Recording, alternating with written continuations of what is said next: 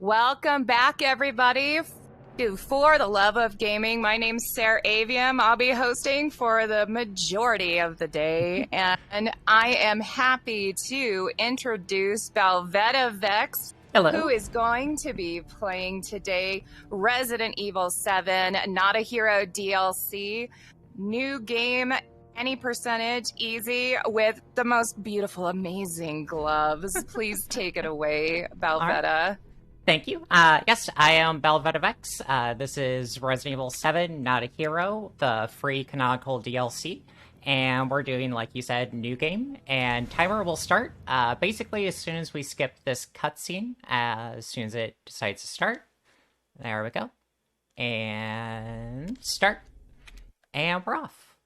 But yes, so this is Resident Evil 7, Not a Hero, as already said. Anyone familiar with the main game, which if you saw Nico's run earlier, basically at the end, Chris and his team are kind of coming in. They're actually looking for the missing Bravo team, as well as they're trying to apprehend Lucas Baker. So this takes place basically immediately after the main game, and we've gotten Chris, or Ethan and Mia, to safety, and then Chris and his team have now come back to finish their jobs, and that is where we started. Oh, and the gloves caused me to kind of wiggle around a little bit more than I normally do. That's what just happened there, but yeah, so at first this will look very familiar. It's basically one of the final areas of the main game. After this room is where the path diverges, and then everything from that point on is specific to the DLC. So basically, this is the first of the 3 missing Bravo team members.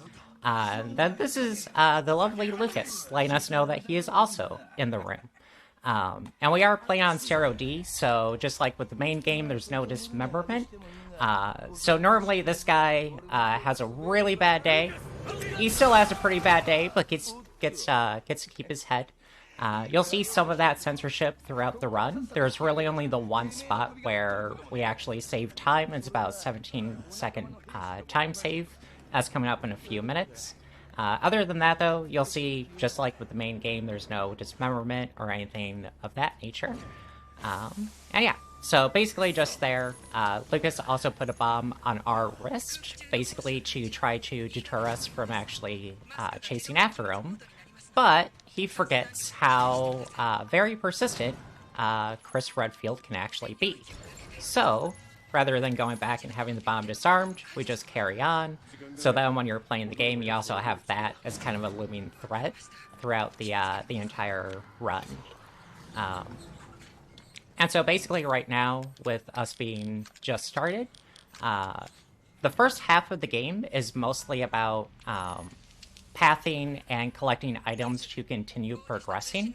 The game is very back-end heavy, so once we get to the second half of the run, that's when everything kind of like starts picking up, and then it's just non-stop action from that point on. And right now, we're going to pick up an item that'll go there, and then we'll pick up an item that'll go here, and we want to use the second item first. And this one keeps your cursor where it was at in the inventory. So basically, I moved those 2 items and got the cursor where we want it. Basically just to kind of make our lives easier. And then this door is very interesting. This door is actually, you can see I interacted. It's taken a second for it to open. Normally, I would pause and just kind of scroll through the pause screen while we wait for the door. But that's a little bit annoying, so skip it for this because it's the only spot. But it's actually loading this area, so the game just kind of forces you to wait. Mostly a console issue. If you're on a PC that's relatively on the like super slow end, you could potentially get that wait time. But it does run the IGT, so normally on console we just hold a pause there, and then you just kind of wait, and the textures on the door changes. As soon as those textures change, you know it's safe to unpause. We just slip past this guy, and we need this crank. And we just need to come over and grab this gear. And so basically, before we got on the elevator, if you saw to the left, there was a cell. Inside of that cell is the next Bravo team member, and we need this key that we're now lowering to get open, or get into that cell to try to save them. So that is what we're working on now. Oh, got us a little bit, but that's okay. If you interact... Oh. Sorry? I was about to say, we have some donations whenever we get a chance. Oh, yes. We are basically just pathing back to that cell down there, so if you have donations, this is a good time to read them off. Yeah, we actually got three donations in. We got nice. a $10 donation from the Final Destination that says, "Let's do this, Chris Glovefield." A $15 donation from Yiddle that reads, "Live, laugh, glove." And a $20 donation from the Narg You Know with no message. Thank you to those donations, and that should, if I could have them check, that should unlock your your reward for eating those Bean Boozles. And speaking of, this is a good time to take the first two. I have them basically randomized already and in groups of 2. So here's the first 2 that were redeemed. They look hot. They are hot. I don't think those are the srirachas. They kind of look like the sriracha. They're quite a bit hotter than that. But yes, so this is the other Bravo team member. Oh my god, those are hot.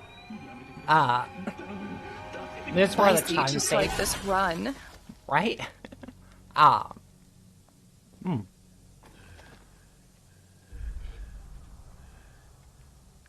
Just power through the heat. So I believe in you. There we go. I believe in you. Thank you. So basically, we just got that gas mask. If we're not playing in Zero D, he actually loses his head. Then you have to interact with that to actually get the air filter from him. With this being Zero D, his head doesn't get decapitated. So we save about, I think it's about around 17 seconds from that. Now,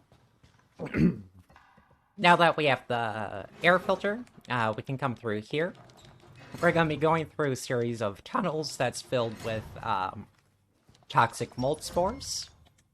And that is why we needed the air filter, because if we did not have the air filter, starting right now, our oxygen would start depleting. Once it hits 0, we start losing health, and then you die very quickly at that point. So that molded right there, that is a white molded. They're specific to this DLC. They're basically like the regular molded, except they have regenerative properties to them. So you actually need special ammo to be able to damage them, which is what we are currently on our way to pick up right now. In this room, there's going to be... First, we'll grab the night vision module, which is going to be on this table. And then we don't want to interact with that document. But then we also just grab the ramrods.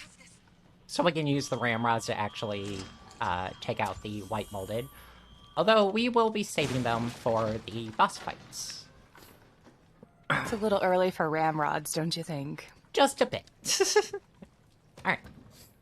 So, we just need to flip 2 of these switches. There we go.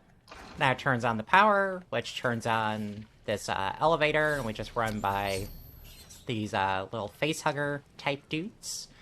And that light switch puzzle is very difficult.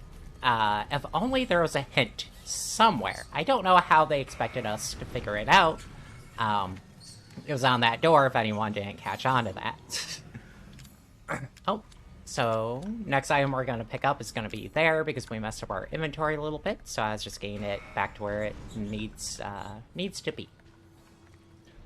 So now we just need to make our way back out to the main cavern so that we can go on to the next area. We're just going to tank this damage. We're gonna pop his head. Oh. We need to switch over to our grenades. Now, this is actually probably one of my favorite little strats that we do in the entire run. There are some turrets blocking our path because the game actually wants us to go a different way.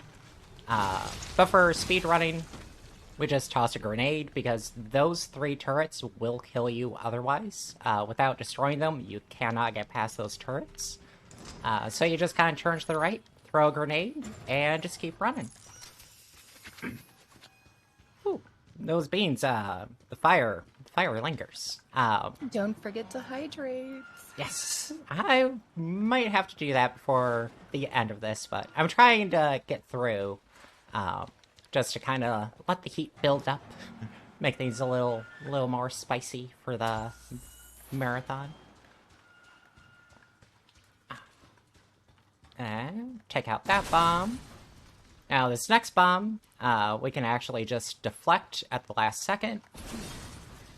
That wasn't quite the last second. Normally, if you deflect at the very last second, you won't actually slow down, and you won't take the damage. You'll block the damage, but you won't slow down either. Same thing with that guy. There will be a couple more of those explosive moldeds popping up here and there throughout the run. Usually, we just block at the very last second, and they do nothing to us, and they don't slow us down at all. Then, second one just got us, which is fine. We took a little bit of damage, but we were in a uninterruptible animation, so we just tank the damage.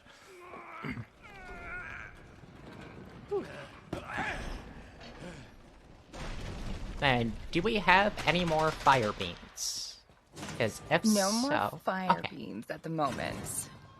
So I was going to say, if we do, coming up in a moment, would be another good time for me to do a couple more fire beams if we need to. So if people want to go ahead and donate for that, you got a couple minutes if you want to see me eat a couple more here very shortly. Okay. So now we just need to get through this door with the key that we just picked up. And there's going to be some bombs in this little hallway here. Including the one we almost just walked right into. And now this is the bomb room. This is the room I have the highest probability of dying in. Basically, all of these bombs have the lasers on them. If you hit one of them, the entire room explodes, and it's instant death. So I'm being not told good. that there's 2 more beams to be eaten because there was Oh. 2 claimed before the run from other donations previous Gotcha. to this. Okay. Well, while we wake up our buddy here, cheers. Here are beans 2 and 4.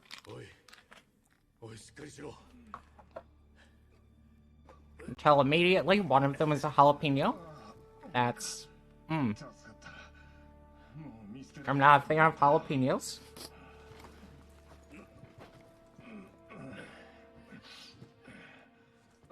Alright.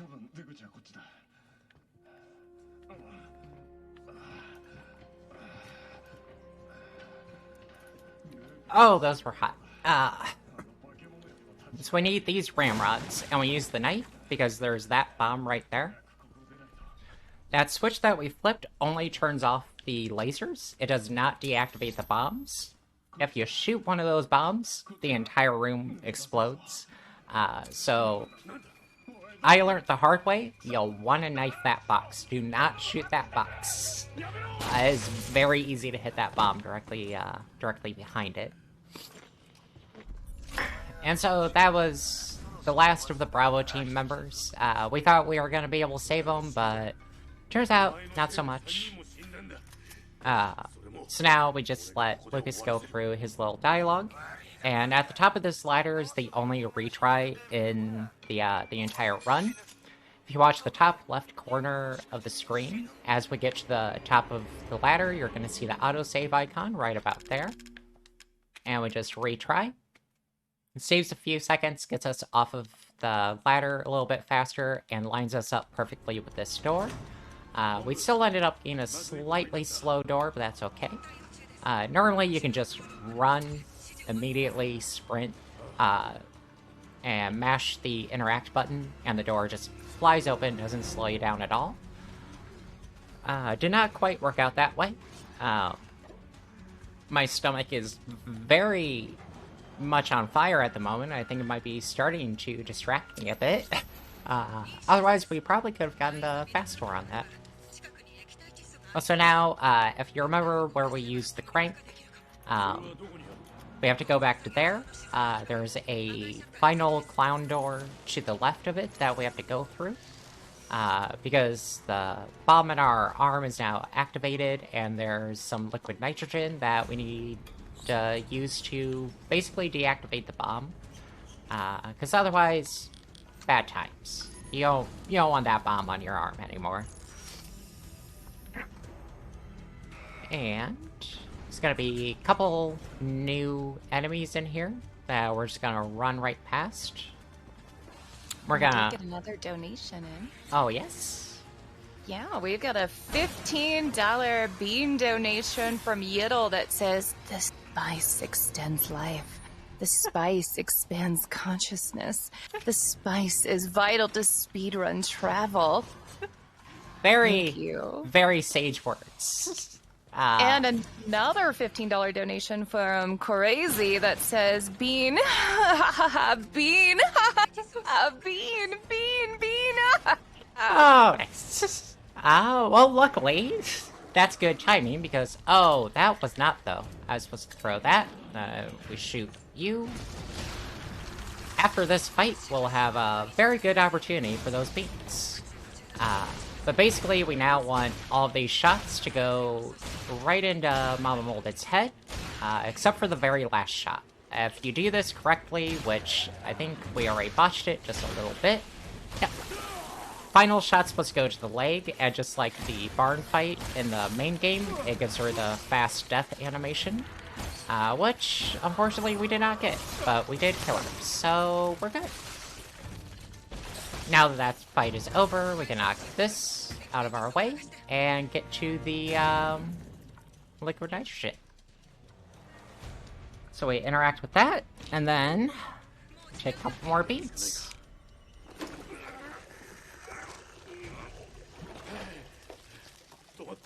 That's 6. 6 beans now.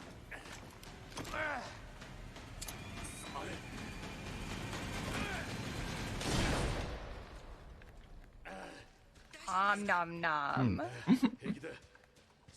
Try and just power through.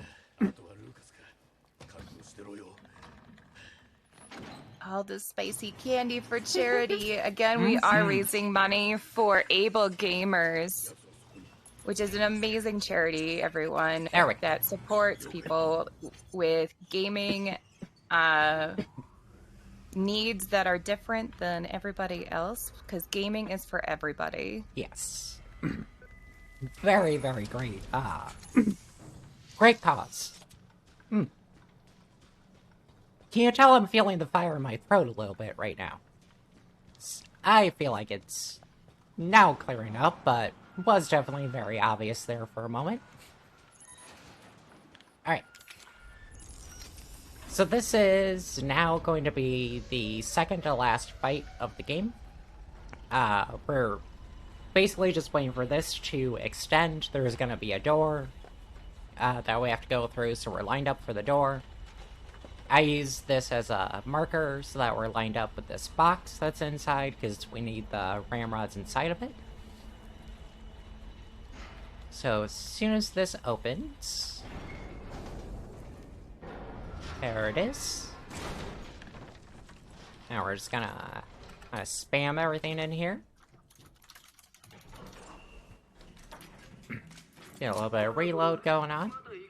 Now, there's gonna be molded spawning in, and we basically just have to clear them out as quickly as possible.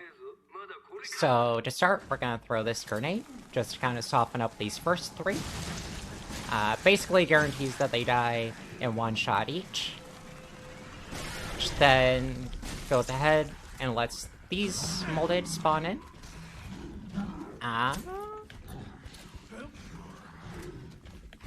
This is not necessarily ideal, but I think we're fine. we want to take out you. That should end the first phase. Yes, it did. So now we just get in position for the second phase. Take out you. You. You. Now we're gonna have some molded over here. It's gonna be a white molded spawning in to our left. There he is. He was a little bit late, but he got there in the end.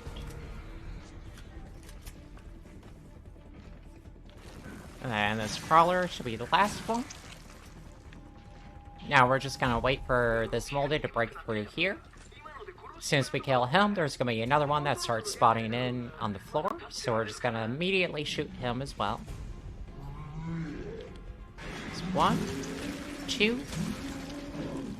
Now I just wait for both of them to explode. And luckily we can't really lose time right now, as long as we get back to the correct grate in time.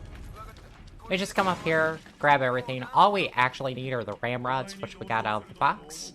That very first box that we broke, but since we're up there, I just grab everything, because might as well. So now, we just listen to Lucas attempting to taunt Chris one final time. And as soon as we're able to, there we go. Start opening up this grate, so that we can drop down into the vent. Which, there we go. Alright.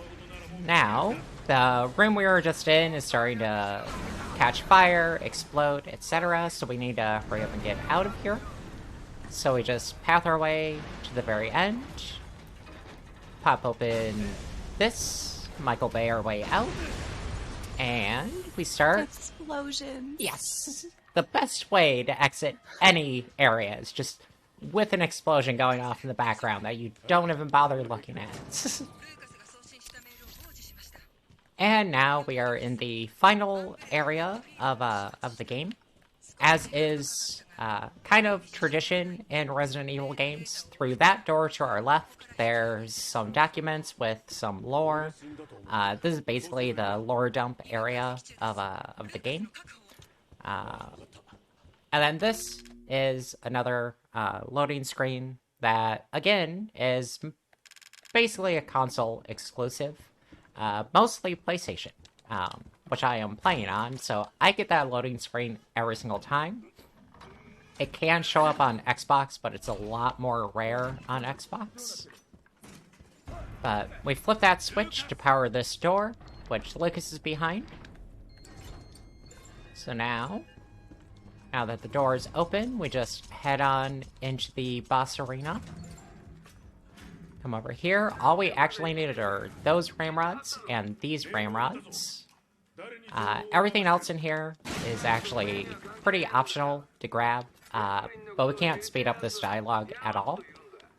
So I always just kind of turn it into a fun little game for myself, just see how much I can pick up before Lucas pops up and shows why we're about to have our hands full. Ooh, shinies. Very shiny. Alright. And there's that shot. Now there's just a cutscene that plays out before the final boss fight of the game. So we've caught up to Chris, or Lucas. We are Chris. We've caught up to Lucas, shoot him in the head. Obviously, he is infected by the mold, but he's not actually really under Evie's control, which is kind of made obvious in the main game. But he still has, like, the regenerative properties and such. So very interestingly, as you can see, he's just kind of liquefying. I always make a little joke here that, considering where we are, there has to be, like, a janitor's closet somewhere nearby that probably has a mop bucket. Chris probably could have grabbed that, because since he didn't, as soon as this last bit of the cutscene loads in, you can see Lucas is now up on the ceiling in a little cocoon, which I have many, many questions about, including why Chris just kind of hung out there. He's just watching as this all happens, twiddling his thumbs. Right? He's just like, this is very interesting. Let's wait for his iframes. And to the right of us right now, there's like a little platform that Liz is going to be jumping up on. As soon as we finish phase 1, there he goes.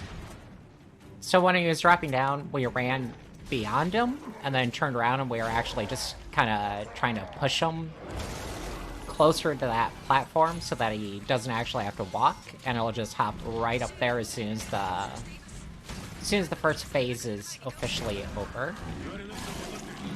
So now we just need to finish off the second phase. He memes me all the time. This should be... there he goes. Alright, so now we need to rush back over here for the third and final stage. Oh, that's quite unfortunate. Basically, we just completely just lay into him with everything. There he is. So he's gonna go through his death animation, and then the screen will turn black. And that is when we can go ahead and stop the time. Right about now. And there we go. GG. Much faster than I was expecting, honestly. But yeah, so that is Resident Evil 7, Not a Hero. So... hey, and I wasn't too far off on my timer button pushing. No. Like 3.03 Oh. milliseconds. Good job on my part. Oh, yes, very good. And GG on that. That was awesome. I think that took me like 8 hours to beat, and you did it in 25 minutes.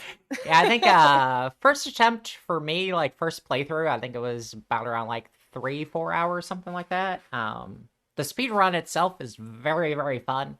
We do not have enough runners on this, so if anyone is interested, highly recommend. It's also free, so if you have the main game, just download it. Give it a try. You'll love it. I promise. But yeah, so that was the run. And yeah, we got to eat some fire beans. By chance, are there any more? Do we have any last second fire beans or... No last minute fire beans, but Alright. if you want to plug your channel, if you want to plug your community, anything like that before we swap on over, because that was such an amazing run. Thank you so much for that.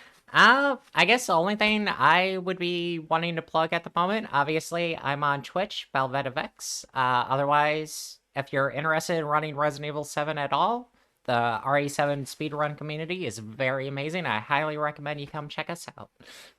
But other than that, thank you very much for having me on. It was a great honor, and I'm very, very happy we were able to help raise money for a great cause. And yeah, so thank you. Thank you very much. Thank you. Thank you so much for that amazing run. Please go get some real food in your stomach. I think I'm gonna have to.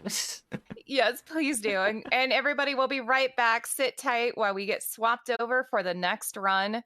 Because coming up, we've got Piku Niku. Ooh.